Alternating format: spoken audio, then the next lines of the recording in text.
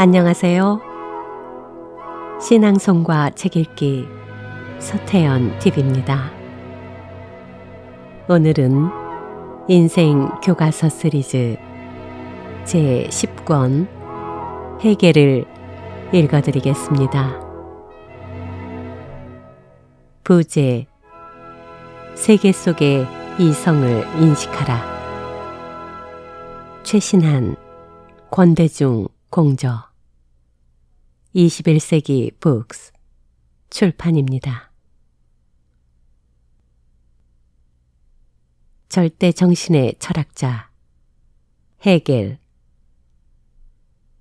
1770년 출생 1831년 사망. 해겔은 모든 사건에 숨은 본질을 절대 정신이라고 생각했다. 그에게 이상적인 공동체는 개인과 사회의 자유가 함께 실현되는 사회였고, 이 공동체를 인륜이라 불렀다. 대표작 논리학에서는 모든 현실과 역사 전개의 과정을 변증법으로 파악하며 독자적인 이론을 펼쳤다. 수업 못하는 교사. 해겔은 위르템베르크 공국, 지금의 독일 남서부 지역의 수도 슈투트가르트에서 태어났다. 난세에 영웅 난다고 했던가. 그의 생애도 혼란의 시대에 한가운데 놓여 있었다. 그가 태어난 해에 질풍노도 운동이 일어났고, 학생 시절에는 미국 독립선언, 프랑스 대혁명이 일어났으며, 장년기에는 나폴레옹 전쟁이 유럽을 휩쓸었다. 말년에도 프랑스 7월 혁명으로 시작된 자유 진영과 보수 진영 사이의 혼란이 계속되었다. 혼란의 시기에 그는 때때로 힘든 일을 겪긴 했지만 그렇다고 극적인 삶을 산 것은 아니다. 그래서 그는 시대를 냉철하게 관찰하고 그 속에 감추어진 본질을 찾아낼 수 있었는지 모른다. 해겔의 삶은 매우 평범하게 시작되었다. 고위 공무원 가정에서 태어나 별 고생 없이 유년 시절을 보냈고, 5살 되던 해 라틴어 학교에 7살 때 김나지움에 입학했다. 김나지움 시절 그는 여러 분야에서 상을 타는 모범생이었다. 이 시절 이미 그에게는 대철학자의 자질이 엿보였다. 하루에 일어났던 일과 그 일의 의미, 자신의 느낌 등을 일기에 꼼꼼히 정리했다. 읽은 책은 언제라도 다시 찾을 수 있도록 색임표까지 만들었다. 수많은 자료를 솜씨 있게 다루고 문제의 본질을 드러내는 그의 연구 방법이 어떻게 만들어졌는지 쉽게 짐작할 수 있겠다. 장점이 있으면 단점도 있는 법. 영리하고 지적인 학생 해겔은 운동신경이 둔해 체조, 무술은 아주 못했다. 또 발표 실력도 형편없어 장문 낭독 시간이면 항상 발표 태도나 음성 때문에 지적받곤 했다. 그의 말솜씨는 나중에도 전혀 나아지지 않았다. 늙음하게 해겔에게서 강의를 들었던 어떤 학생은 그의 모습을 다음과 같이 적었다. 조금 언짢은 듯 머리를 낮게 숙인 채 몸을 움츠리고 앉아서 커다란 노트를 앞뒤로 넘기고 위 아래로 훑으면서 계속 말을 하며 무엇인가를 찾았다. 말은 끊임없는 헛기침으로 계속 끊겼다. 그래서 문장들은 따로따로 떨어지고 뒤죽박죽 섞이기도 했다. 요즘 같으면 수업 못하는 교사로 쫓겨나기 딱 좋은 사람인 듯 싶다. 그러나 해겔이 억센 슈바벤 지방 사투리로 아주 힘들게 조각조각 발음하는 단어에는 깊은 존경심을 자아내는 그 무엇이 있었다. 어려운 문체도 학생 시절에 이미 만들어진 듯하다. 해겔은 대부분의 책을 독일어로 썼다. 하지만 독일 사람들은 그의 책은 해겔어로 쓰여졌다고 공공연하게 말하곤 한다. 그만큼 읽고 이해하기가 어렵다는 뜻이다. 그가 학생 시절 쓴 일기장에는 이미 해겔어의 초짐이 보인다. 18살 되던 해, 해겔은 튜빙겐 대학 신학부에 3등으로 입학했다. 여기서 철학자 쉘링과 천재 시인 헬덜린을 만났다. 뒷날 거물급 인사가 된 이 셋은 1년 정도 한 방에서 같이 생활했다. 이들을 함께 묶었던 끈은 해겔이 19살 때 일어난 프랑스 대혁명이었다. 혁명이 내세웠던 자유, 평등, 박애의 이념은 세 젊은이의 가슴에 불을 지폈다. 이들은 혁명을 기념하여 축배를 들었고 프랑스인들을 흉내내어 튜빙겐 숲에 자유의 나무를 심기도 했다. 그러나 그는 늙은이라는 별명답게 혁명을 무조건 지지하지 않았다. 열정을 갖고 신중하게 지켜보았을 뿐이다. 그래서인지 남들은 젊은이다운 가벼움으로 혁명의 열정을 곧 잊어버렸지만 해겔은 노인 같은 집요함으로 이 열정을 죽을 때까지 간직했다. 이 시절 해겔의 관심은 전공인 신학보다는 조국 독일의 낙후된 현실에 있었다. 혁명의 새 시대가 왔는데도 독일은 자유, 평등, 박애 같은 프랑스 혁명의 이념과는 거리가 먼 나라였다. 수백 개의 제후국으로 나뉜 후진국에 지나지 않았다. 그래서 그는 민족의 바람직한 상태는 무엇이며 어떻게 하면 그것에 이르는지에 관심을 가졌다. 그런 고민 끝에 쓴 책이 민족 종교와 기독교이다. 이 책에서 그는 민족 정신을 아들에 비유했다. 그리고 민족 정신의 아버지는 시대, 역사이며 어머니는 정치이다. 유모, 곧 아들의 교육자는 종교이고 예술은 유모의 보조 역할을 한다. 그는 이런 비유를 통해 민족과 국가의 발전을 위해서는 이 모든 것이 하나가 되는 철학 체계가 필요하다고 강조했다. 1793년 해겔은 신학교를 졸업했지만 목사가 되지는 않았다. 신학보다는 철학에 더 관심이 많았던 까닭이다. 대학에서 철학을 가르치며 공부를 더 하고 싶었지만 대학들은 경제적으로 어려운 상황이었다.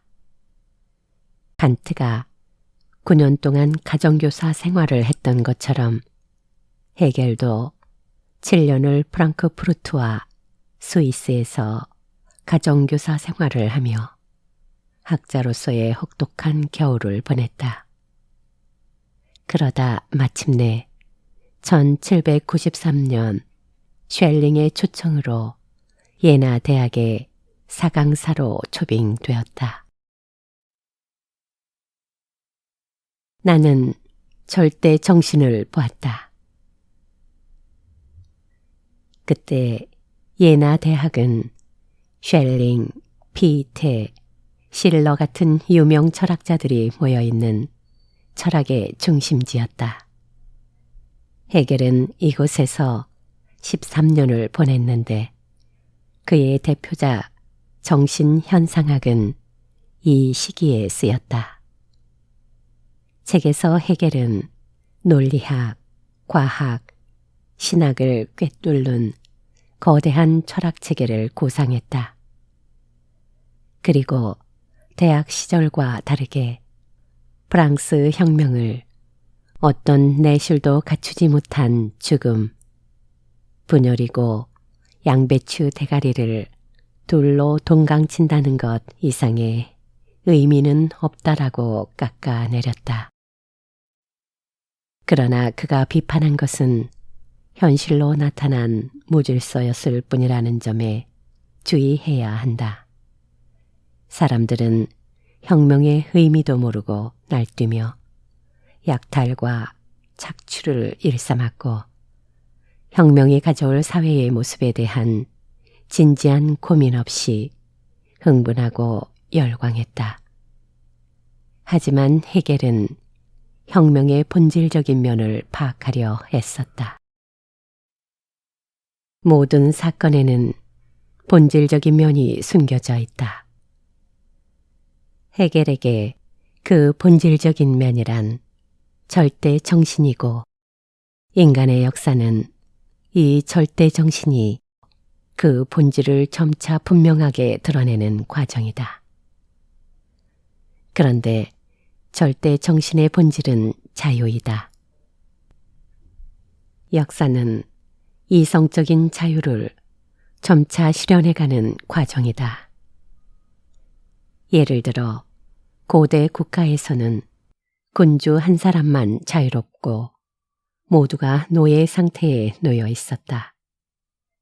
그러나 서양 중세에는 군주뿐만 아니라 봉건 제후들도 자유로워졌다. 그리고 이제 프랑스 혁명으로 시작된 새로운 시대에는 더 많은 사람들이 자유로워질 것이다. 그런데 역사의 발전은 절대 정신이 아닌 몇몇 뛰어난 영웅들의 활약 때문이라고 생각할 수도 있다.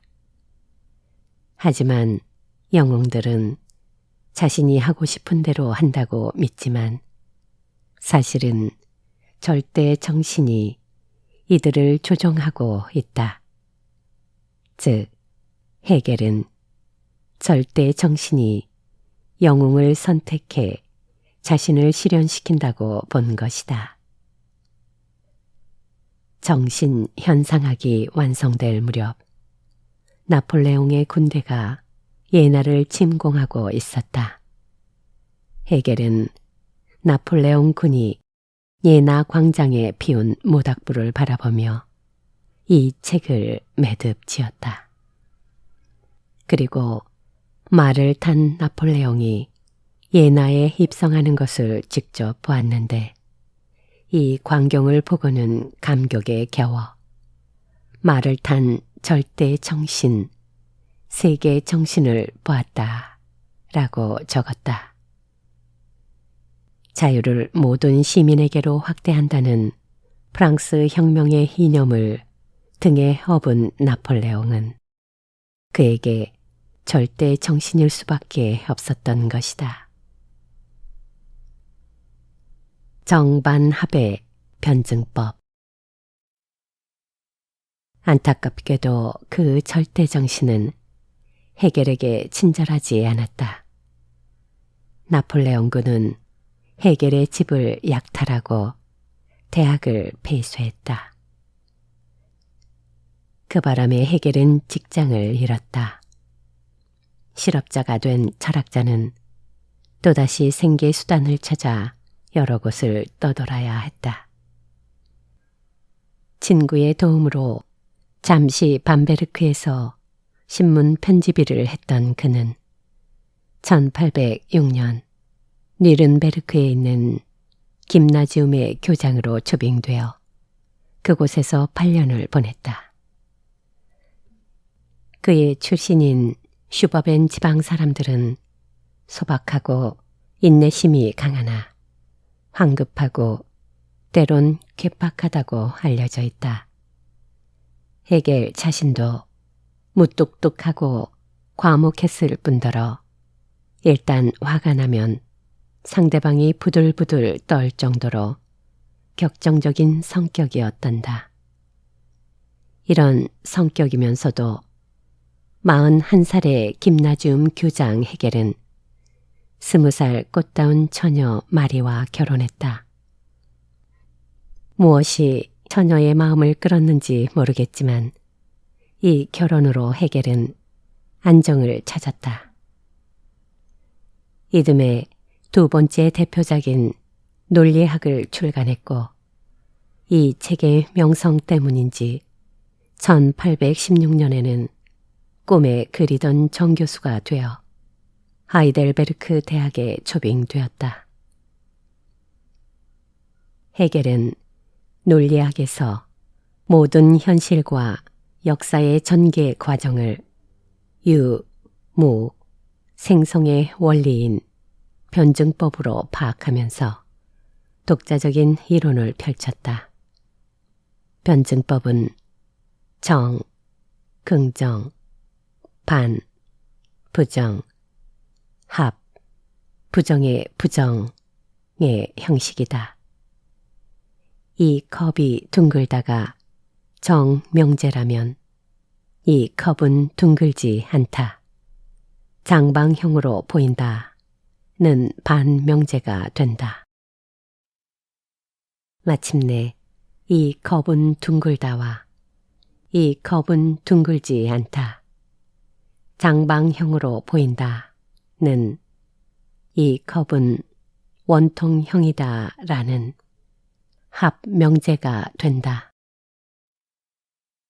정명제는 반명제에 의해 부정되지만 그렇다고 해서 정명제가 거짓이 되지는 않는다.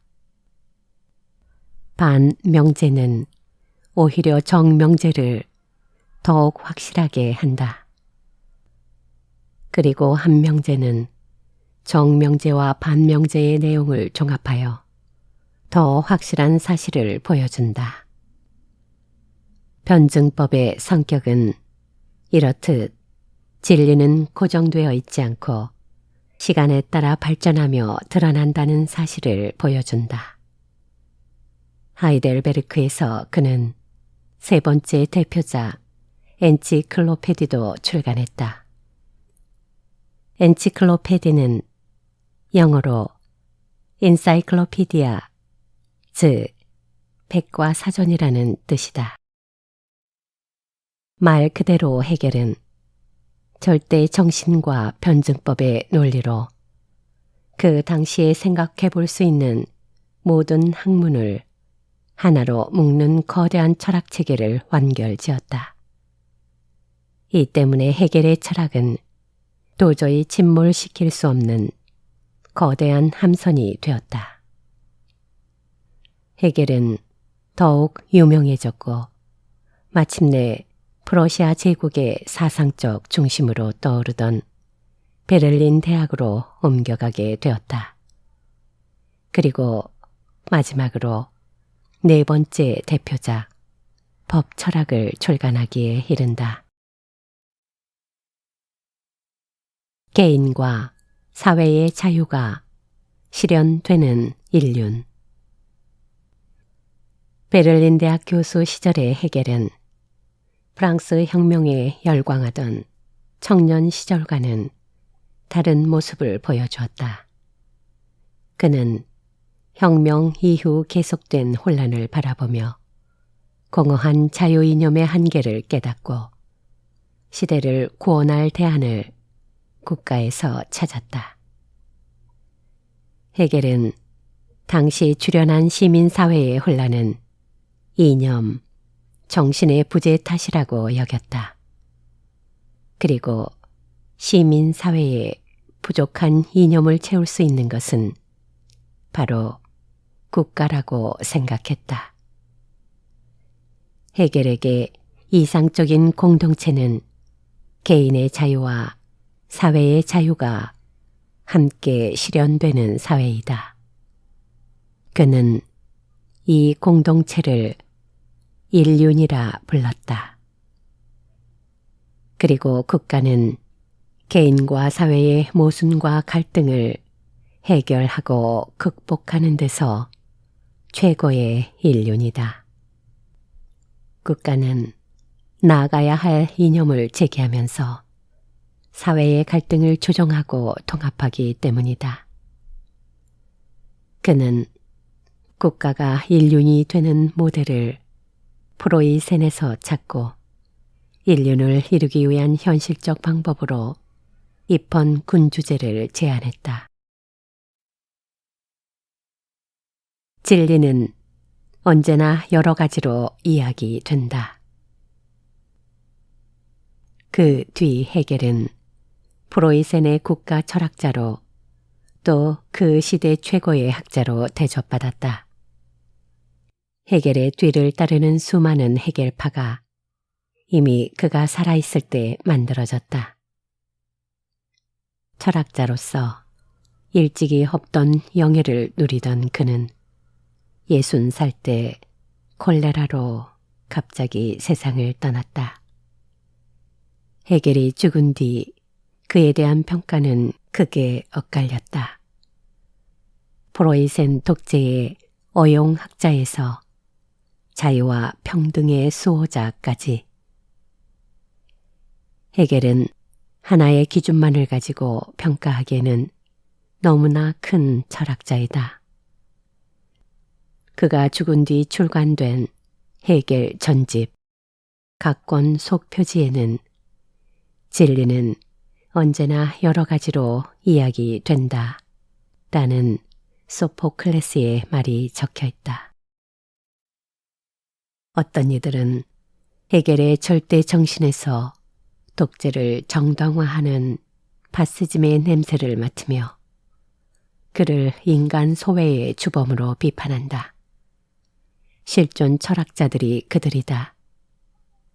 또 어떤 이는 역사를 하나의 목적을 향해 가는 과정으로 보는 헤겔의 변증법적 역사관에서 힌트를 얻어 새로운 사회 변혁 이론을 내세우기도 했다.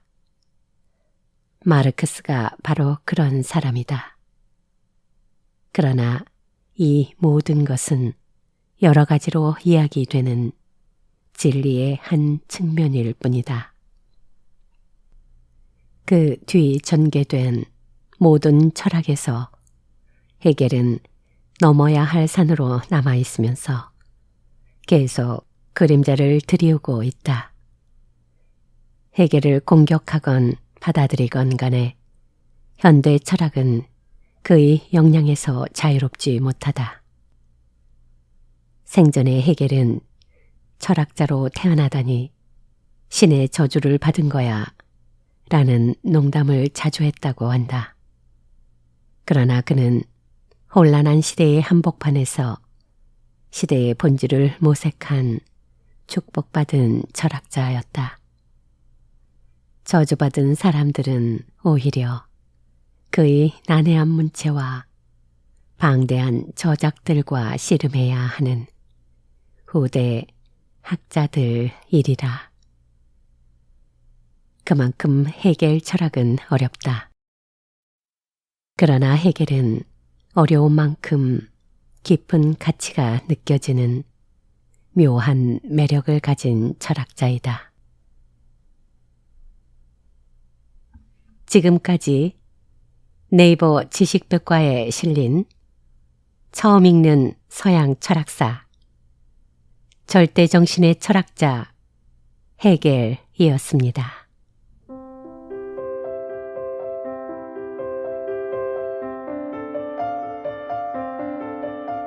구독과 좋아요는 잊지 않으셨겠지요?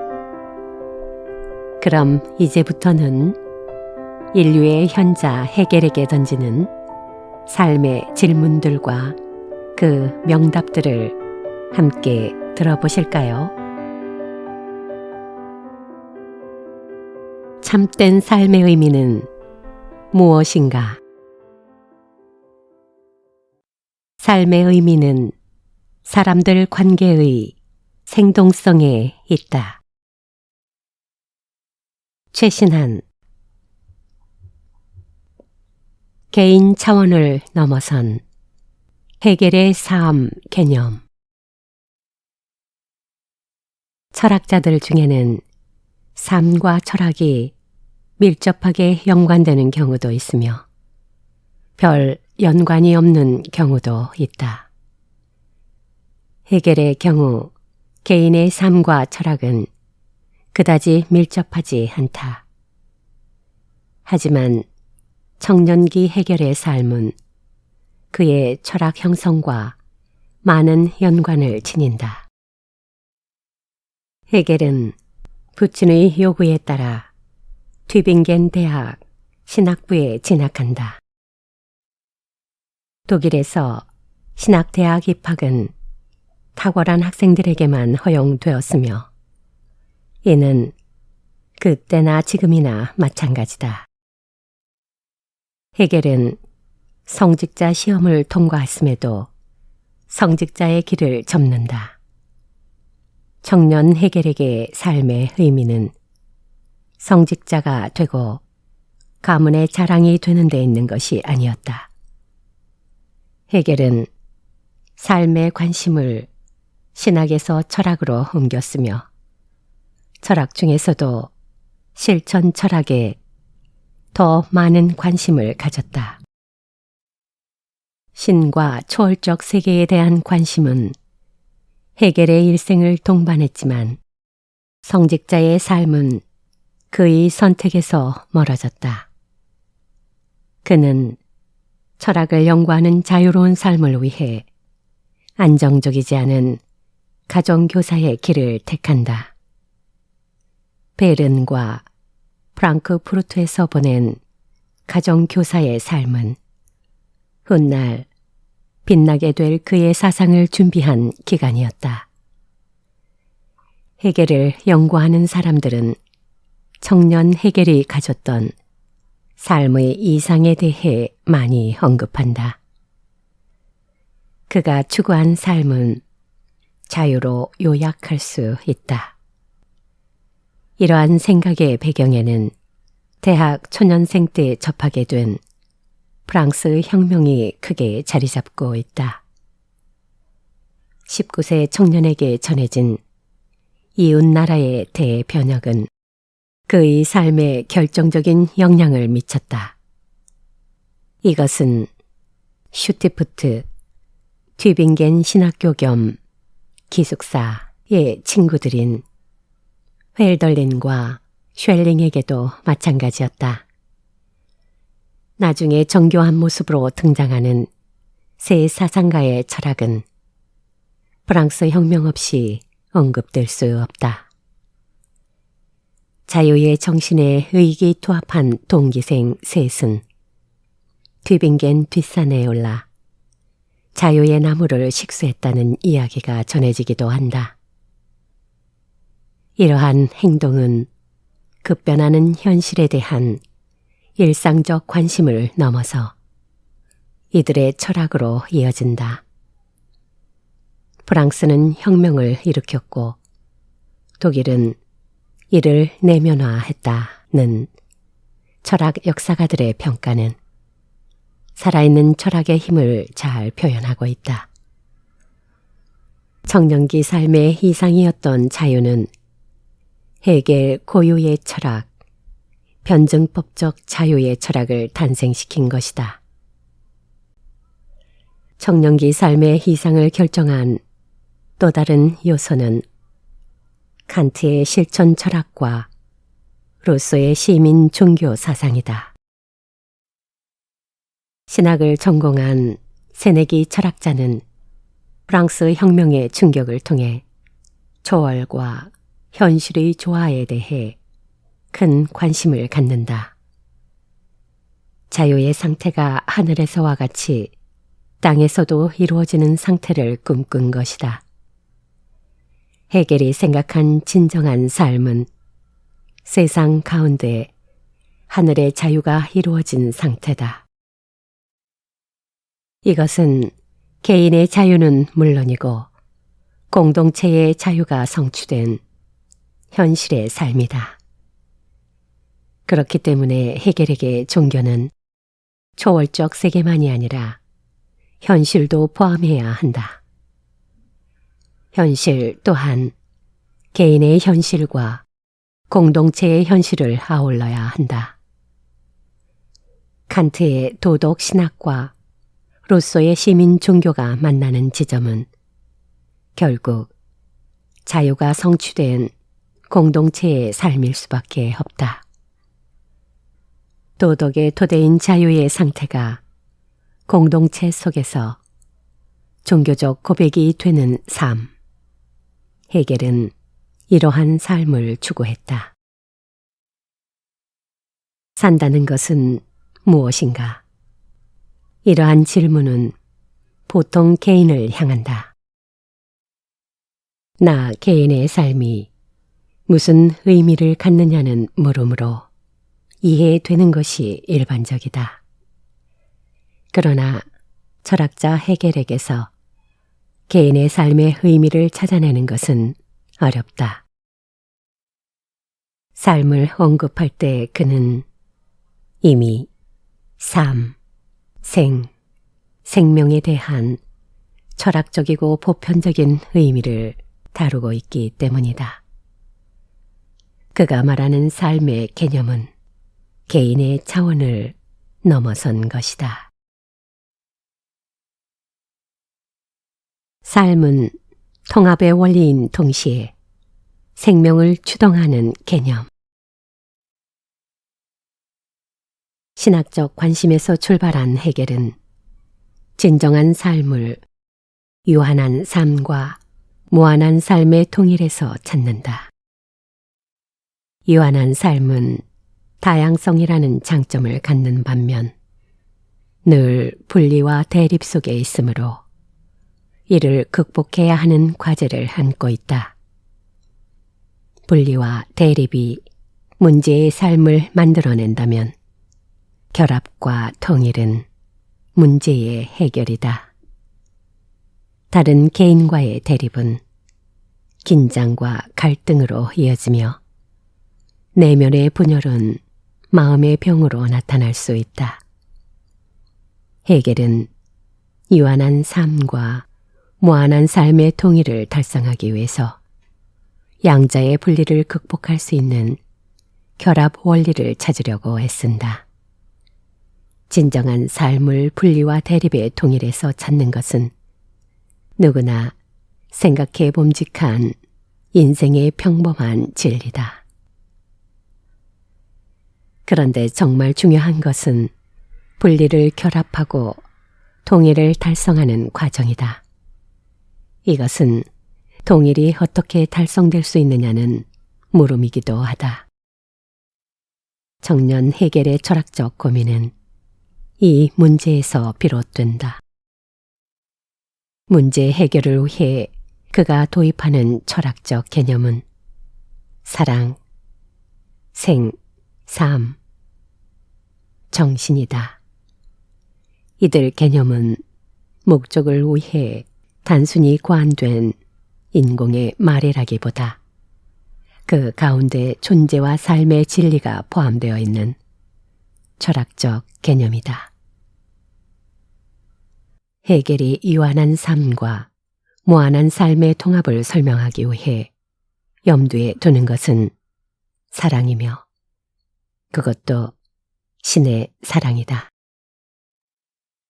일반적으로 유한한 삶이 무한한 삶으로 고양되는 것은 종교이므로 헤겔이 생각하는 진정한 삶은 종교적 삶과 뗄 수 없다. 종교적 삶의 특징은 인간의 삶이 오로지 인간에 의해서만 영위되지 않고 신과 함께하는 삶이라는 데 있다. 사랑은 이러한 종교적 삶을 설명하는 원리가 된다.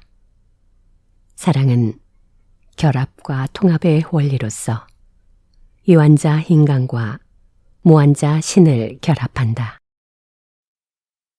또한 사랑은 유한한 개별자들을 묶는 원리이기도 하다. 이러한 생각은 나중에 타자 가운데 자기 자신으로 머무름이라는 고유한 표현으로 전개된다.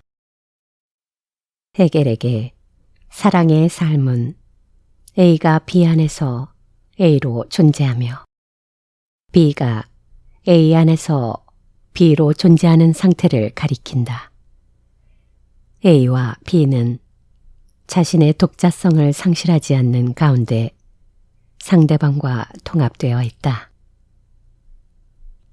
이러한 통합은 입체적인 통합으로 나타난다. 분리된 것들의 단순한 결합만으로는 진정한 통합을 설명할 수 없다. 헤겔은 결합과 함께 결합 바깥에 있는 영역도 고려한다. 여기서 그는 결합과 비결합의 결합이라는 탁월한 생각에 도달한다.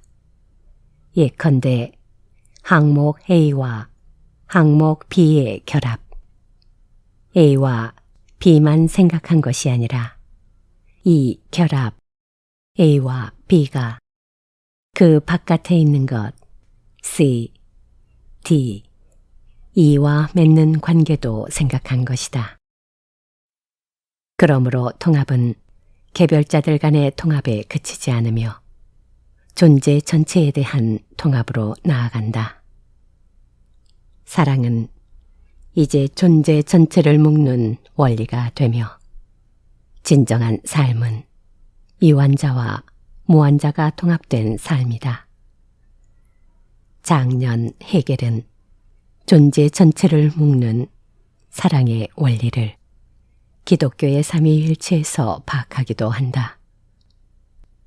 이렇게 거시적 관점을 갖고 있는 헤겔에게 삶은 이미 개인 너머에 있는 삶이며 전체 존재의 역동적인 운동이다. 통합의 원리를 사랑에서 삶으로 바꾼 데에는 사랑 개념에 대한 일반적인 오해를 피하려고 하는 의도가 들어있다. 사랑은 대부분의 사람들에게 감정으로 다가온다. 상황에 따라 유동적인 사랑의 감정은 더 이상 확고한 통합의 원리가 될 수 없다. 그래서 헤겔은 사랑이 함축하는 통합의 의미를 살리면서도 감정의 유동성을 극복할 수 있는 개념으로 삶 내지 생 개념을 제시한다. 삶은 통합의 원리인 동시에 생명을 추동하는 개념이다. 사랑이 갖는 결합의 의미에 생동성이 덧붙여진 것이 바로 삶이다. 정신의 삶은 오성이 나누어 놓은 세계를 통합한다. 헤겔에게 삶이 개인의 삶을 넘어서 신적인 삶, 우주적 삶을 아우르는 것인 한, 그것은 모든 것을 자기 안에 끌어안는 전생의 삶이며 모든 것을 할 수 있는 전능의 삶이다. 이것은 그 자체가 무한한 삶이다. 무한한 삶은 유한한 삶을 자기 밖에 두지 않는다. 무한한 삶은 이미 대립을 극복한 것이며 자신 가운데서 모든 다양한 삶의 통합을 성취한 삶이다. 이러한 삶은 부분과 전체의 유기적 관계로 나타난다. 진정한 삶은 이제 삶을 구성하는 모든 요소들의 상호 유기적 관계로 구체화된다. 단순한 통합이 아니라 생명의 통합인 한 통합을 구성하는 모든 요소들은 서로 유기적으로 관계한다. 삶의 유기적 통일에서 삶의 생동성이 나오며 이러한 통일은 그때마다 삶의 생명력을 강화한다. 인간과 인간이 유기적으로 관계할 때 이 관계는 새로운 것을 창출할 수 있는 역동성으로 나타난다. 인간과 신이 유기적으로 관계할 때 인간은 더 큰 삶의 힘을 얻는다. 모든 존재들의 관계를 삶의 생동성과 유기체성으로 파악한 것은 청년 헤겔의 탁월한 통찰이다. 얼마 후 헤겔은 이러한 삶을 정신으로 규정한다. 여기서 육체적 삶은 큰 의미를 갖지 못하는 것으로 보인다. 현대 철학 입장에서 보면 이것은 인간에 대한 억압이다. 그러나 헤겔은 정신 개념을 육체를 배제한 정신으로서가 아니라 모든 존재의 요소들을 포함하는 원리로 사용한다. 존재하는 것을 나누고 나누어진 것을 고착화시키는 대신 분리된 것을 통합하고 이 통합의 힘을 불어넣는 원리가 정신이다. 헤겔에게 정신은 이성의 다른 이름이다. 인간에게 이성과 정신의 힘이 있다면 그는 원칙적으로 모든 분열과 대립을 통합할 수 있다. 현실 가운데 분열이 있다 하더라도 그는 이 분열을 극복하고 통일시킬 수 있어야 한다. 왜냐하면 인간은 애당초 분열을 파악할 수 있는 능력과 이를 극복할 수 있는 힘을 지니고 있기 때문이다. 정신적 삶 또는 이성적 삶은 손익을 따지는 삶이 아니라 현실을 관통하고 있는 깊은 분열을 파악하고 이를 극복하는 삶이 되어야 한다. 존재하는 것을 나누고 이를 고착화시키는 능력은 오성이다. 칸트는 오성을 판단하는 능력으로 보았다. 판단은 한 대상을 다른 대상과 구별하고 규정하는 능력이다. 오성적 판단은 존재에 대한 확실한 지식을 우리에게 제공한다. 그렇지만 구별된 것들 간의 관계는 오성의 관심 밖에 있다.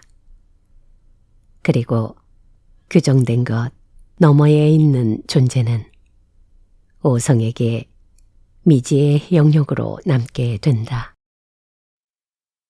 존재들 간의 관계가 파악되지 않을 때 존재의 생동성은 인간의 관심 밖으로 밀려난다. 헤겔은 삶과 정신의 개념을 가지고 칸트의 한계를 넘어서려고 한다. 지식의 영역에서 영위되는 삶과 지식을 넘어서는 삶은 분리될 수밖에 없는가? 헤겔은 이 물음에 적극적으로 응답한다. 정신의 삶은 오성이 나누어 놓은 세계를 통합한다. 정신은 암과 행위를 통합하며 이 세상과 저 세상을 하나로 묶는다. 이를 위해 정신은 운동한다. 운동하는 정신은 분리된 세계를 하나로 통합한다. 이러한 생각은 훗날 틸타의 생철학에서 되살아난다. 삶은 사람들 사이에서 이루어지는 상호작용의 연관이라는 틸타의 생각 배후에 헤겔의 삶과 정신 개념이 자리 잡고 있다. 삶은 이미 사람들 속에 있으며 관계 가운데 있다. 삶의 의미는 이 관계의 생동성에 있다.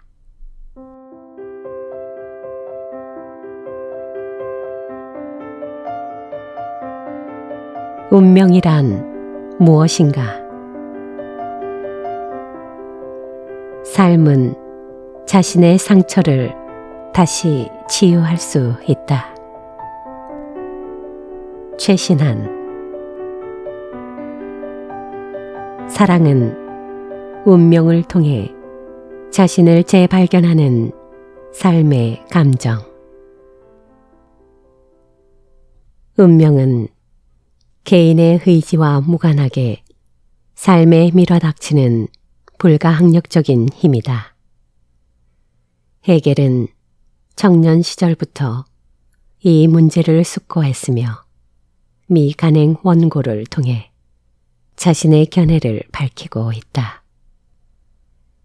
기독교 정신과 그 운명에서 다루고 있는 운명은 개인의 운명이라기보다 민족과 공동체의 운명이다. 자신의 손이 미치지 않는 외부 세계에서 벌어진 일이나 우연히 발생한 역사적 사건은 이를 겪는 사람과 무관하지 않다. 헤겔에게 운명은 개인이든 공동체든 상관없이 삶의 원칙을 위반할 때 가해지는 삶의 반작용이다. 운명은 삶의 복수다. 우리가 지켜야 하는 삶의 원칙을 위반한 것이 운명으로 나타난다면 운명은 곧 삶의 분열을 가리킨다. 운명적 사건 이전에 통합되어 있던 삶이 분열되고 이 분열은 운명으로 나타난다. 이것은 사람과 사람 사이의 분열이며 사람과 자연 사이의 분열이다. 운명은 삶의 분열이 인간에게 부과하는 형벌이다. 기독교 정신과 그 운명에서 헤겔은 유대교의 실정적 율법에 고착된 형벌 개념에서 출발한다. 실정성은 고착화된 객관성이다. 실정성에 따르는 형벌은 형벌을 받는 주체와 완전히 분리되어 있다. 이 경우 운명은 율법에 따른 형벌로 끝난다. 운명에 처한 사람은 운명의 이유나 형벌의 이유를 알지 못한다. 형벌로서의 운명을 받아들이는 사람은 자신에게 가해진 운명에 대해 아무것도 모르며 알려고도 하지 않는다. 그 이유는 운명적 삶과 원래의 삶 자체가 완전히 분리되어 있기 때문이다.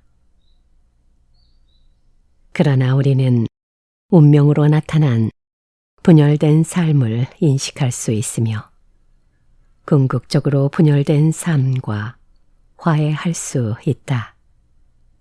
헤겔에게 운명은 인간이 실제적으로 행한 것의 반대 급부다. 따라서 우리는 운명을 인식함으로써 이 반대 급부도 인식하고 결국 온전한 행위에 도달할 수 있다. 운명은 온전한 행위로 나타나는 통합의 삶에서 극복된다. 운명 속에서 인간은 자기 자신의 삶을 인식한다. 여기서 헤겔의 유명한 언명이 등장한다. 삶은 자신의 상처를 다시 치유할 수 있다. 적대적인 분열된 삶은 다시 자기 자신으로 복귀한다. 삶에 대한 인식이 그 상처를 치유하는 것이다. 헤겔이 기독교 정신을 다루면서 운명 개념을 언급한 것은 특별한 의미를 지닌다. 그것은 유대교의 정신과 구별되는 의미에서 말하는 운명이다. 헤겔은 유대교에서 분리와 복종의 전형을 발견한다. 유대교의 창시자인 아브라함은 자신의 고향을 떠나면서 자연과 분리되었고 여호와 신에게 복종함으로써 자신의 주체적 의식과도 완전히 분리되었다. 헤겔이 볼 때 모세도 마찬가지로 분리와 복종의 전형이다. 인간은 신이 내려준 계명에 개입할 여지가 없다. 유대교와 달리 기독교는 이러한 분리 대신에 통합을 가르치고 맹목적 복종 대신에 자유와 자발성을 요구한다. 이것은 유대교의 운명과 구별되는 기독교의 사랑이다. 예수의 운명은 이러한 가르침으로 인해 비극적으로 결정된다. 그러나 그가 가르친 사랑은 결국 운명과 화해하는 삶의 기준이 된다. 손상당한 삶은 운명으로서 내게 맞서 있다. 그러나 운명은 사랑 가운데서 자신과 화해한다. 사랑은 운명을 통해 자신을 재발견하는 삶의 감정이다. 사랑을 통해 사람들은 자신의 삶의 적대적인 운명을 삶의 부분으로 받아들이며 이에 대해 적극적으로 생각할 수 있다. 감옥에 갇힌 사람은 옥살이하는 자신의 운명에 대해 생각하면서 이를 자기 삶 가운데 받아들이고 새로운 삶으로 결단할 수 있다. 사랑을 통해 사람들은 자신에게 적대적인 운명을 자신의 잘못에 대한 답변으로 인식한다. 운명은 삶에 적대적이지만 사랑은 이를 삶과 결합시킨다. 사랑을 통해 운명은 삶에 대한 강제력을 넘어서서 그 규정적 계기가 될 수 있다. 사랑은 운명적인 삶과 새로운 삶을 연결시키며 분열된 삶을 통일적인 삶으로 고양시킨다. 유대교와 기독교의 근본적인 차이는 율법적, 운명적 분리와 사랑의 통합에 있다. 운명에 대한 성찰은 새로운 삶을 개방한다. 정신현상학에서는 운명과 연관해서 소포클레스의 비극 작품 안티고네가 거론된다. 비극의 주인공들은 분열의 화신이다. 그들은 신의 법을 따르거나 인간의 법을 따라야 한다. 그들은 자신들이 복종하는 법과 일체이며 이에 대해 무비판적이고 이것과 직접적으로 동일하다. 헤겔은 이것을 고대적 인륜성의 전형으로 간주한다. 주인공 안티고네와 그녀의 외삼촌 크레오는 인륜적 조화를 상실한 대표적인 인물이다. 두 사람은 안티고네의 오빠 폴리케이네스의 장래를 둘러싸고 대립한다. 안티고네는 신의 법을 따르고 테베의 통치자 크레오는 인간과 현실의 법을 따른다. 안티고네는 신의 법에 따라 장례를 치르기 바랐지만 외삼촌 크레오는 그녀의 오빠 폴리케이네스를 들판에 버려 새들이 쪼아먹게 한다. 여기서 두 사람의 갈등은 극대화된다. 오빠의 시신을 거둔 안티고네는 크레온에 의해 지하 토굴에 갇히며 처형을 앞두고 자살한다. 그런데 크레온의 아들 하이몬도 자살한다. 그는 안티고네를 사랑했기 때문이다. 헤겔에 의하면 비극으로 귀결된 안티고네와 크레온의 갈등은 각자가 따르는 직접적 인륜성에서 비롯한다. 직접상은 맹목적 복종과 하나다. 맹목적 복종의 대상인 법은 그것과 상이한 법을 결코 인정할 수 없다. 이것은 고대적 인륜성이 보여주는 비극적 운명이다. 헤겔은 안티고네의 죽음이 운명의 극복 가능성을 지니고 있다고 해석한다.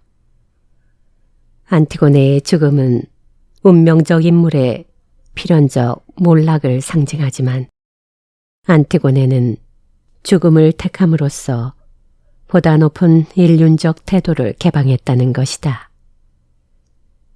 운명이 주는 고통은 우리에게 결핍되어 있는 것을 인정하게 한다. 운명은 결코 맹목적인 것이 아니다. 오히려 운명은 대립하고 갈등하는 주체들을 통합하는 인륜적 실체의 토대다. 운명은 비극의 주인공들을 매개하는 상위의 인륜성이 등장할 때 극복할 수 있다. 신적, 가족적 인륜성, 안티고네와 인간적, 국가적 인륜성, 크레온이 똑같이 포기되고 통합될 때 가능한 것이다. 역사는 자신이 만든 상처를 치유하기 위해 움직인다. 중요한 것은 운명을 삶의 계기로 인식하는 것이다. 운명을 저주하고 이를 삶에서 배제하려고 할 때 삶의 분열은 더욱 심화된다. 운명은 말할 수 없는 고통을 수반하기에 누구나 운명을 회피하고 싶어 한다. 그런데 현재의 운명은 이를 거부할수록 더욱 비극적인 것이 될 수 있다. 헤겔이 제시하는 제3의 길은 운명을 삶 가운데 수용하라는 것이다. 운명을 삶 가운데 적극적으로 받아들이는 것은 결코 쉽지 않다. 하지만 운명의 수용은 새로운 삶의 hình 태로 이어진다. 운명을 삶의 한 계기로 받아들이고 이 계기를 성찰할 때 현재의 고통과 비극 너머의 길이 열린다. 고통의 극복은 운명 이전의 평온한 삶과 운명적 삶의 통합으로 등장하는 새로운 삶이다. 이전 계기를 망각하거나 무시하는 삶은 가상의 삶이다. 진정한 삶은 고통과 비극과 운명까지도 끌어안는 적극성에서 펼쳐진다. 이 적극성은 삶과 시간에 대한 성찰을 요구한다. 지나간 삶에 대한 인식이 상처를 치유하는 것이다. 운명이 삶의 고통과 상처를 남긴다면 이것은 피할 수 없는 삶의 현실이다. 다른 삶과 비교해 볼 때 도저히 받아들일 수 없으며 자신의 삶을 되돌아볼 때도 이해할 수 없는 것이 운명적 삶이다. 운명은 어차피 나에게 주어진 삶의 짐이다. 그러므로 이것이 왜 하필 나에게 엄습했는지 묻는 것은 해법이 될 수 없으며 오히려 마음에 더 큰 실망과 상처를 남긴다. 헤겔은 운명을 대하는 지혜를 가르쳐준다. 주어진 운명과 거리 두기를 해보라는 것이다. 운명적 삶이 현재 나의 삶이라 할지라도 이 삶과 거리를 둘 때 여기서 발생한 공간만큼 새로운 삶의 가능성이 열린다. 직접적으로 주어진 운명에 대해 거리를 두는 것은 그것에 대해 성찰하는 것이며 주어진 삶과 현재의 삶을 인식하는 것이다. 이러한 성찰과 인식은 운명을 극복하는 힘이 될 수 있다.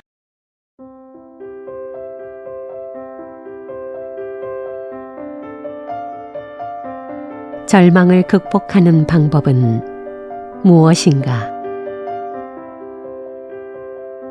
불행의 존재의 필연성, 그리고 종교적 귀의의 위험성. 권대중. 불행의 존재, 그 근거로서 악의 존재의 논리적 필연성. 전지전능한 신이 만든 것이 세계인데 어째서 그 속에는 좋고 아름다운 것뿐만 아니라 고통과 악이 존재하는가? 기독교적 전통이 강한 서양에서 죄와 악, 그리고 불행과 같은 부정적인 것들의 존재는 신의 전능성과 전선성을 위협하는 중요한 요소가 되며 이 때문에 변실론이라는 일종의 분과까지 생겨 어떤 식으로든 신의 절대성과 악의 존재라는 두 대립항을 모순 관계가 아닌 조화의 관계로 설명해 내고자 한다. 헤겔 역시 큰 틀에서는 이러한 논리에 적극 참여하고 있는데 물론 그가 제공하는 것은 악마도 원래는 천사였는데 여차저차하는 과정에서 이래저래 되었단다 라는 식의 그가 보기에는 거의 동화급의 신화로 간주될 수 있는 종교적 서사와는 정반대 차원의 대답, 즉 논리적 차원의 대답이다. 그의 논지를 요약하자면 신, 즉 절대자 내지 무한자가 실질적이고 완전한 의미에서 절대적이고 무한하려면 그것은 자신과 무관하게 존재하는 그 어떤 대립적 타자도 대립물로 지녀서는 안 된다.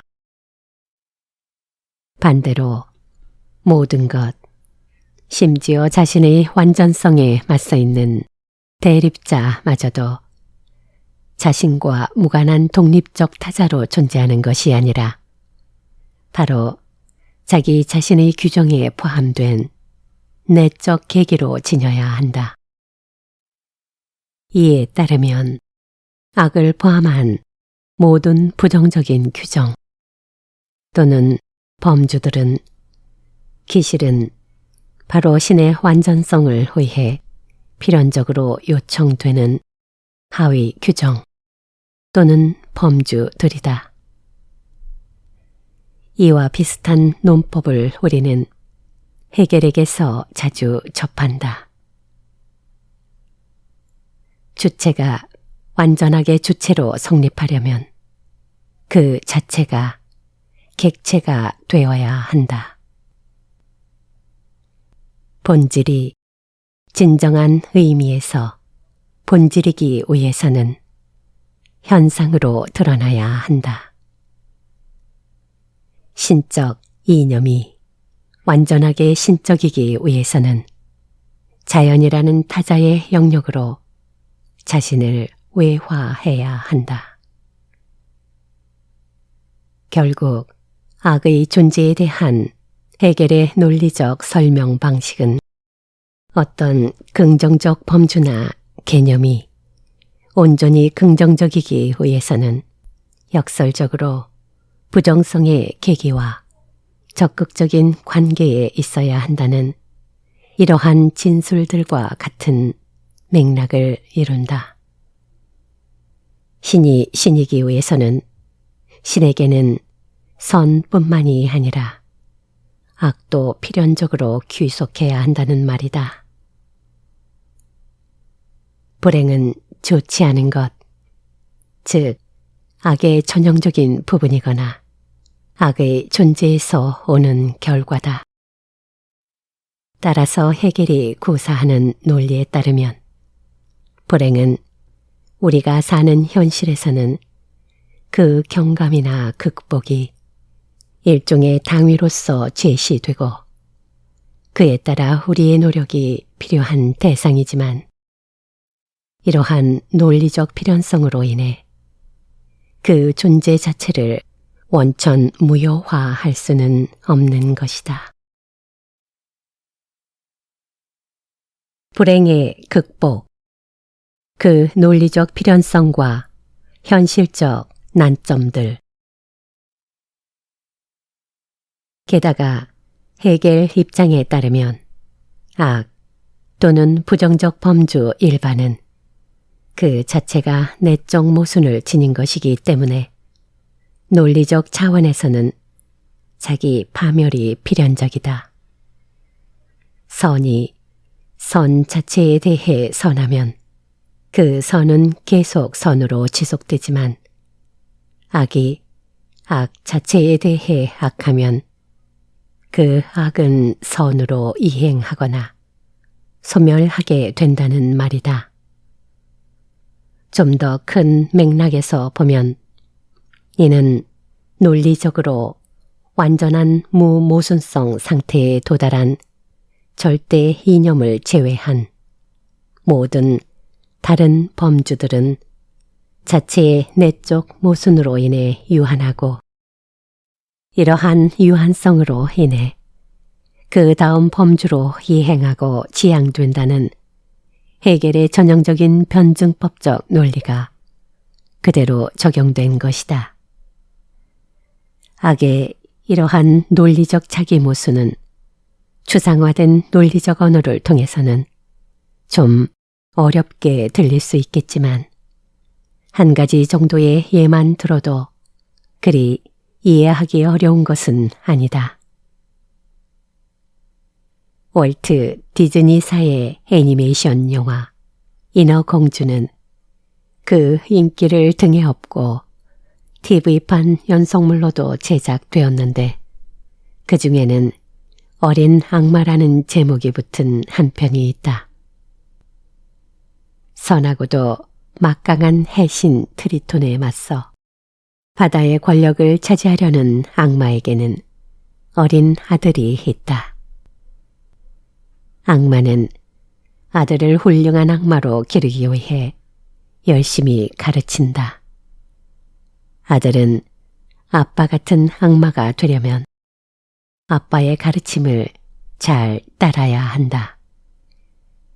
그런데 아들은 자꾸 실수를 저지른다. 잠시 자신의 직분을 잊고 인어 공주와 사이좋게 놀면서 기쁨을 느낀다. 그때마다 아빠가 아들의 정체성을 깨우친다. 너는 악마이니 좋은 것들을 파괴해야 한다. 그래서 아들은 제정신을 차리고 인어 공주와 친구들을 괴롭힌다. 그러는 과정에서 아들은 무척 이상한 자신을 깨닫는다. 착한 아이들을 괴롭힌 다음에 그 괴롭힘의 성공을 기뻐하면서 음흉한 미소를 짓다가 아차, 웃음은 좋은 것이니 반대로 성난 표정을 지어야지 하는 생각이 든다. 그래서 분노한 표정을 지어보았는데 그것도 이상하다.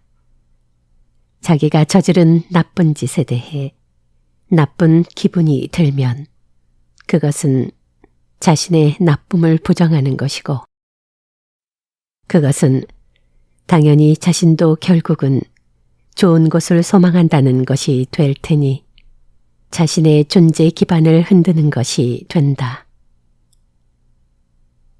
결국 악마는 자신의 나쁨에 대해 좋은 감정도 나쁜 감정도 지닐 수 없게 된다. 이것이 악의 자기 모습이다. 비슷한 이해는 극장판에서도 감지할 수 있다. 인어 공주는 인간의 두 다리를 얻기 위해 자신의 목소리를 마녀에게 바쳐야 한다. 그리하여 둘 사이에는 계약이 맺어진다. 인어 공주가 서명을 하자 이내의 목소리는 마녀에게로 옮겨간다. 악을 대변하는 마녀가 악한 일을 도모하기 위해 약속을 지켜야 한다는 선한 도덕적 준칙에 의존하는 것이다. 악이 악하기 위해서도 선이 필연적으로 작용해야 한다는 모순이 여기에서 발생한다. 불행이 결국 어떤 나쁜 것에서 기인하는 것이고 나쁜 것은 논리적으로는 필연적으로 자기 파괴에 이를 것이니 불행도 논리적으로는 그 지속성을 담보할 수 없는 것으로 해석될 수 있기는 하다. 그러나 이러한 근원적인 논리적 차원에서는 악과 불행은 선한 것에 절대적 열쇠를 보이지만 유한한 현실의 시공간에서 현존하는 불행은 그 시공간을 몸으로써 직접 사는 당사자들에게는 그 논리적 모순의 문제와 무관하게 절대적 무게로 삶을 짓누르는 것이다. 즉, 신이 보는 영혼의 차원에서 악과 불행은 소멸할 수밖에 없지만 우리가 사는 현세의 차원에서 불행은 종종 이겨내기 힘든 고통을 준다. 따라서 신의 나라의 법칙과 무관하게 우리는 우리대로 불행을 이겨낼 길을 찾는 것이 당연하다. 우리가 주변에서 볼 수 있는 불행과 고통을 피하는 흔한 방식 가운데 하나가 종교다. 하지만 헤겔은 불행과의 투쟁에서의 소극성을 이유로 들어 종교적 태도를 불행한 의식이라고 칭하면서 신랄하게 비판한다. 물론 종교에도 인간의 현실적인 실천 행위를 적극적으로 인식할 수 있게 하는 교리도 이러저러하게 포함될 수 있지만 헤겔은 그것들도 종교 자체가 지닌 근본적 한계 내에 있다고 본다. 그는 먼저 유대교에서처럼 무한한 신의 영역, 즉 피안과 유한한 인간의 영역, 즉 차안을 결코 서로 소통할 수 없는 근원적 대립물로 설정하는 세계관을 비판한다. 이는 아버지의 나라, 즉 성부의 영역만을 신성이 존재하는 곳으로 여기는 유형의 신앙인데, 이러한 종교적 신앙을 소유한 사람은 자기 자신을 포함한 차안의 모든 것들을 무가치한 것으로 여기고 오로지 신이 계신 저편만 바라본다. 이러한 종교적 태도는 현실에 대한 극단적인 혐오를 드러낼 뿐 아니라 역설적이게도 자신이 혐오하는 현실을 오히려 더욱 영속적으로 만들며 이에 그 의식의 소유자 스스로도 영속적인 고통과 불행에 빠지게 만든다. 두 번째로 거론되는 것은 아들의 나라, 즉 성자의 영역에 핵심을 둔 의식이다. 기독교가 바로 여기에 대응하는데 헤겔의 시각에 따르면 다른 일신교들과 비교했을 때 기독교가 지니는 질적인 장점은 신의 영역과 인간의 영역을 꽤 적극적이고 생산적으로 연결한다는 점에 있다. 즉, 무한자 신이 직접 유한자 인간이 된다는 말씀의 육화에 대한 뚜렷한 관념이 이 종교의 가장 중요한 내용을 이룬다. 그러나 문제는 기독교 버전의 말씀의 육화는 절대자의 내정 규정에 따른 필연적이고 보편적인 사건이 아니라 우연적인 사건이면서도 또한 유례적인 사건이라는 것이다. 즉, 신성을 지닌 인간의 출현은 절대자의 은혜가 없으면 일어날 수 없으며 또한 일어나더라도 예수 한 경우에 한한다. 더욱이 이 성자는 그 유일성으로 말미암아 인간을 구원하는 유일한 길일 뿐 아니라 그가 이끄는 길 또한 결국은 차안이 아닌 피안을 향해 있다. 그래서 예수는 그 개념상 왔다가 다시 가버려야 하는 운명에 처해 있으며 행복의 나라도 이곳이 아니라 여전히 저곳으로 설정되어 있다. 세 번째 비판 대상은 정신의 나라, 즉 성령의 영역에 대응하는 종교적 의식이다. 사실 헤겔이 지향하는 철학적 의미에서의 참된 성령은 인간의 정신 일반이라는 차원으로 보편화된 신성이어야 한다. 그러나 헤겔이 보기에 적어도 현존하는 제도로서의 종교를 지배하는 의식은 이 성령의 단계에서도 여전히 암중모색 상태에 머무는 것으로 여겨진다. 예수가 떠난 뒤에 그의 물질적 흔적에 대한 일종의 패티시즘에 사로잡힌 사람들은 물론 인간의 주체성을 현세에서 적극적으로 발휘해서 일하고 향유함에도 불구하고 결국에 가서는 자신의 모든 성취를 은혜로운 신의 사랑으로 지부해 감사만 하는 사람들, 모든 현세의 증물성을 지나치게 혐오한 나머지 자신의 현존의 출발이 되는 모든 신체성을 오히려 학대함으로써 영적 희열을 느끼려 하는 극단주의자들, 그리고 신의 나라와 자신 사이의 이러한 괴리를 예수는 이미 떠났으므로 제3자인 교회를 통해 메우고자 하는 의도에서 고백을 통해 죄를 청산하려고 하고 자신이 거둔 세속적 성과들을 교회에 바치는 사람들도 모두 불행한 의식에 속하는 것으로 규정된다.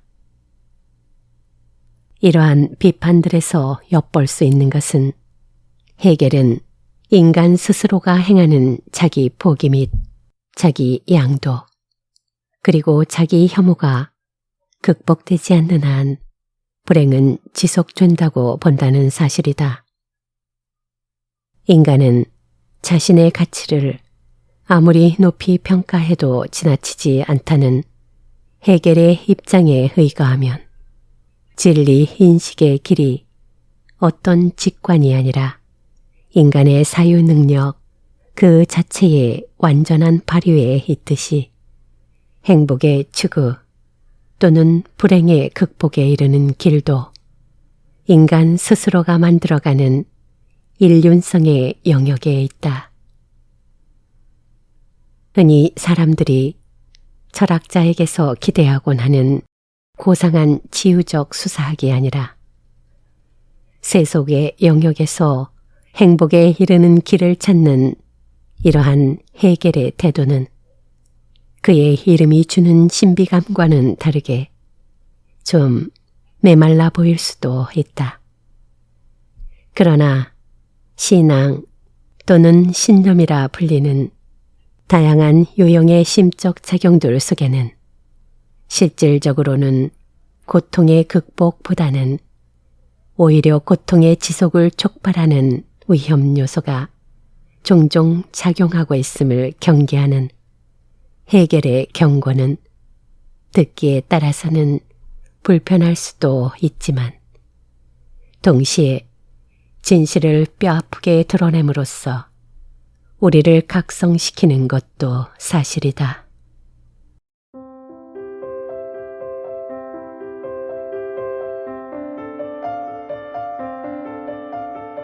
고통이란 무엇인가? 고통은 새로운 만족과 기쁨의 정신적 조건. 최신한 결핍된 인간 현실은 항상 고통을 수반한다. 삶은 고통과 분리될 수 없는 것으로 보인다. 고통에 대해 묻기 전에 삶은 이미 고통 속에 있다. 원하는 것이 결코 아니지만 고통은 삶을 구성하는 요소임이 틀림없다. 고통이 실제 삶의 근본적 계기임에도 고통의 철학은 거의 없다. 욥기와 같은 경전이 고통을 다루고 있지만 그 내용은 대단히 난해하다. 고통에 대해서는 침묵할 수밖에 없는지 모른다. 그렇지만 인간은 스스로 대답할 수 없는 것에 대해서도 물음을 던지는 존재다. 고통에 대한 물음은 삶의 한계에 대한 물음이기도 하다. 헤겔에 의하면 고통은 삶의 제약과 유한성에서 나온다. 삶의 고통은 비록 그것이 단편적 계기이기는 하지만 그 자체가 불행한 계기다. 이것은 근심과 수고이며 시간성의 여울이다. 스스로 허무하게 느끼는 내적 실존과 마음은 자기 자신에 대한 통한과 고통의 느낌을 준다. 인간에게 허무와 유한성을 극명하게 보여주는 것은 죽음이다. 그러므로 고통의 진정한 발원지는 죽음이다. 죽음은 유한자가 겪는 최고의 고통이며 최고의 분열이다. 이러한 파악은 현대 실존 철학의 주장과 유사하다. 불안은 무에 대한 불안이며 죽음에 대한 동요다. 고통이 죽음과 유한성에서 나온다면 그것은 실존의 결핍과 연결된다. 우리가 고통스럽기 때문에 우리는 우리 자신이 결핍된 존재라는 것을 인정한다. 이 말은 소포클레스에서 연유한다. 당신이 옳다면 나는 나의 고통을 통해서 내가 결핍된 존재라는 것을 인정해야 할 것이다. 만약 내가 옳다면 당신은 당신의 고통을 통해서 당신이 결핍된 존재라는 사실을 인정해야 할 것이다. 고통은 완전한 전체에 통합되지 못한 결핍에서 발생한다. 결핍은 충일에 대립한다. 고통은 모든 것이 채워진 상태에 대한 대립이며 이 상태로부터의 분열이다. 고통의 근원이 죽음에 있으며 고통의 양태가 결핍에 있다는 진단은 인간의 한계에 대한 보편적 파악이다. 그러므로 결핍 속에 있는 인간의 현실은 항상 고통을 수반한다. 고통당하는 인간은 본능적으로 고통을 회피하려고 하며 이를 의식적으로 극복하려고 한다. 인간에게 이러한 방향성이 확인된다는 사실은 인간이 유한한 존재만이 아니라는 사실을 확인시켜 준다. 인간의 인간됨은 주어져 있는 결핍을 메우고 그 한계를 극복하려는 노력에서 드러난다. 결핍된 존재이며 고통을 당하는 존재이기에 인간은 오히려 그 유한성을 뛰어넘을 수 있다. 역설처럼 들리지만 이것은 인간 존재의 분명한 사실이다. 고통의 본질이 드러났다면 문제의 초점은 이제 고통의 극복에 맞추어진다. 인간의 유한성과 죽음이 고통으로 나타나므로 고통 없는 만족과 사랑은 애당초 불가능하다. 고통 없는 만족이 가능하다 하더라도 그것은 진정한 만족이 아니다. 결핍의 고통을 통과하지 않은 만족은 사이비 만족이거나 만족 자체의 의미를 모르는 만족이기 때문이다. 그러므로 고통의 매개를 거치지 않은 만족은 고통의 문제를 해소할 수 없다. 부정성을 포함하지 않는 긍정성은 진정한 긍정성이 될 수 없다. 오히려 진정한 만족과 충일은 고통과 결핍을 포함해야 한다. 고통 없는 만족이 고통을 해소할 수 없는 것처럼 고통에 대한 단순한 인정도 고통을 해소할 수 없다. 지속적으로 고통 가운데 머무는 것도 고통을 해소할 수 없다. 고통의 해소는 고통을 관통하는 매개를 요구한다. 만족과 충일에서 분열된 지점을 명확하게 인식하고 분열된 곳을 이어주는 매개가 필요하다.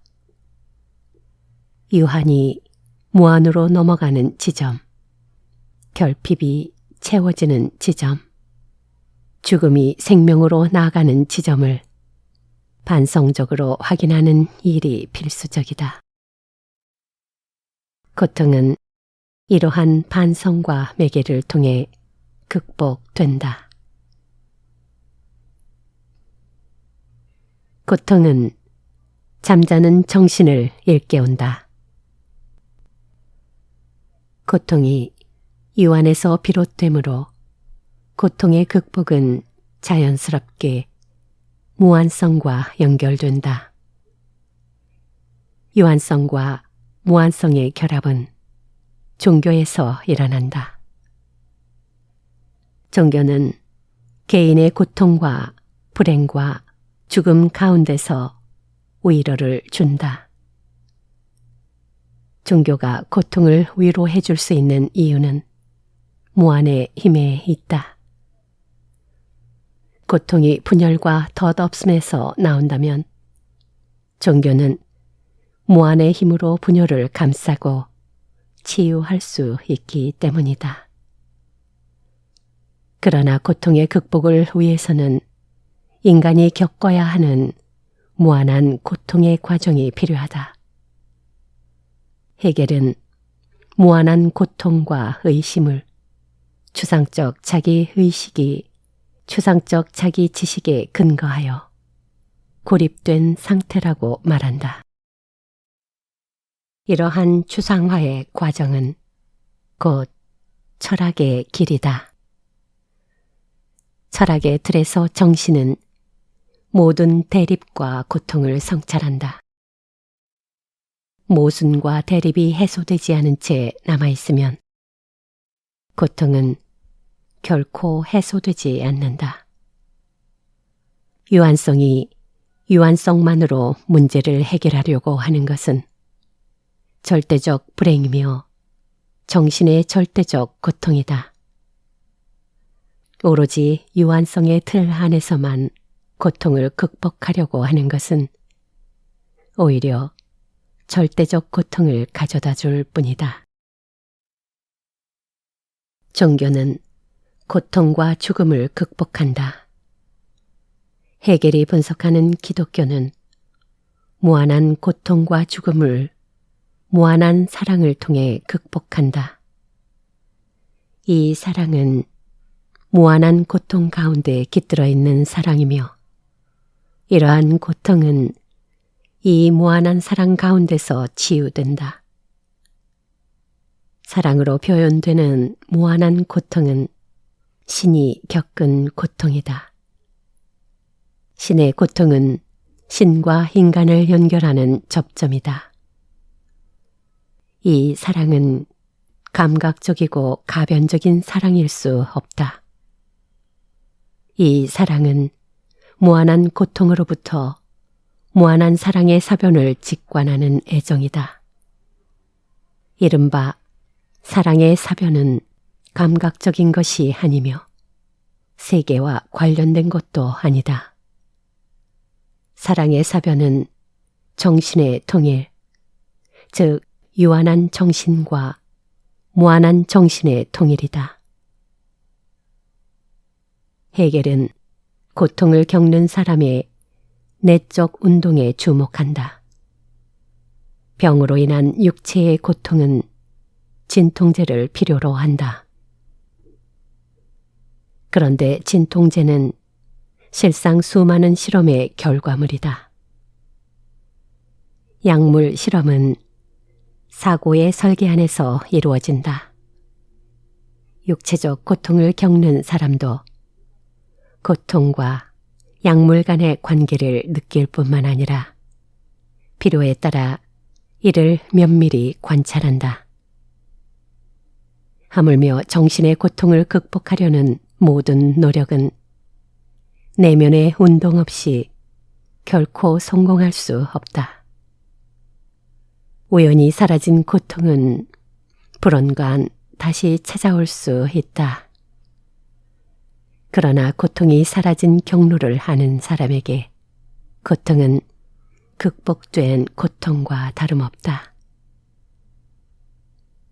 육체의 고통은 정신의 고통을 낳는다.